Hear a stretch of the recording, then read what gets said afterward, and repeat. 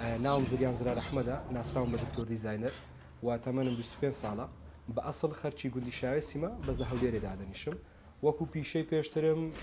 شەهادە و ئیشی پێشترمەوە بۆ کە شیکاری نەخۆشەکانم تەواو کردیا و دیبلۆم هەیە لە بوارە بەڵام نەچمە ناو بوارەی خۆم و ئێستاکە بە ئیشی گرافیک دیزاین و سوۆشیال میدیا و هەروە ژیری دەستکردەوە سەرقاڵم.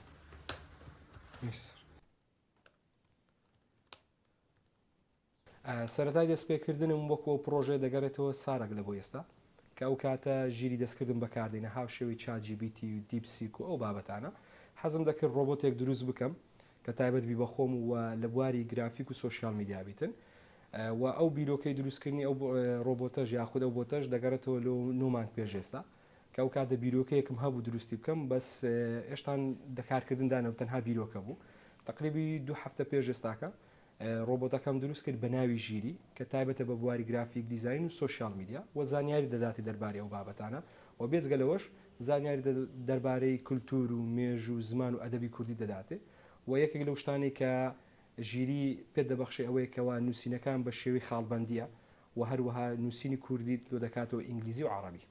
لێرانە پرسیارمان لێ کردیە لە ژیری نووسم ژیری دەستگای میدیایی 964 پلسی دەناسی لە کوردستان یان زانیاریت هەیە لە سەریان تەمانە لێرە نووستی بەڵێ دەستگای میدیایی 964 لە دەستگای میدیای گەنج و پێشکەوتوەکانی هەرێمی کوردستان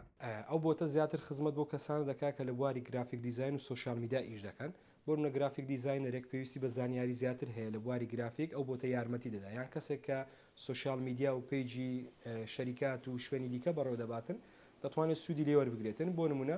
دەڵێ من پیجەکەم هەیە ساڵێک کە پۆستی تێدا نەکرایە چۆن بتوانم ئەو پیجە بەرەو لوتکە ببەم و ئەو پیجە باشتر و باشتر بکەم. نامەکە بە ناوی پۆیە کە داخل دەبێەوە تەمان لەسەر ئەپستۆر و پلیستۆریشەیە یاخود دەتوانین لە ڕێگەی دیسکتۆپ و بچێناوی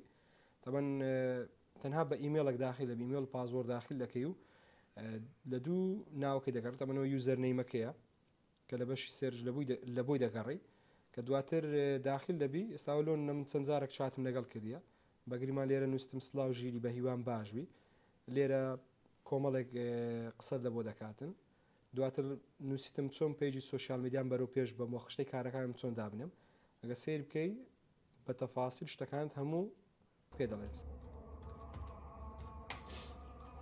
زاتێ بینێکیش کاتێک کە هەر کەسێک داخلی ئەو بۆتە دەبیتن ئەو ئیممەل و پازۆردێک کە داخلی دەکاتن لە لای من نیشان نادا وەکو دڵنیایی لە بۆ کەسانی کە بۆتەکە بەکاردێنن و ئەو چاتانەشی کە لەگەڵ بۆتەکەی ئەنجام دەدەن هیچ لە لای من پیشان ناداتن و بێجگە لەوەش کاتێککە تو چاتی لەگەڵ ئەنجام دەدەیت چار لە بۆ 5,000 هەتاوکو 6 زاریش جاری وایە تاوکو 6 زار ئەو حالا دەیکاتە پارە پاش ئەو فترەی کە دەڕواتن ئەو دەچاتی دەیکەی تەبان پارەکە لە بۆ من نایەتن چکە لەبەرەوەی ئەو بۆتە لەسەر کلااود 3.5 دروست کرایە ناو سایتێک دروست کرایە لەسەر کلااو 3.5 لێ داوای پارە دەکاتن یەکێک لەو حەلانی کە ئەوەیە کە تو بیکەی ئیممەل بگۆڕی تەمان لێرە نووسیتم پیجێکی عقارات مێ چۆن بەرەو پێشی ببم وەکو پرسیارکردن پێم گوتێ بزانین چما پێ دەڵێتن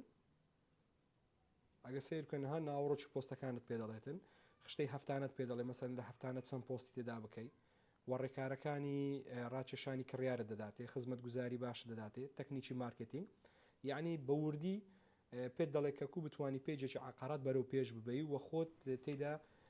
مەزبوط بکەیت ئەو بیرۆکەی کە بەخۆم هەیتم و ئەو بیرۆکەی کە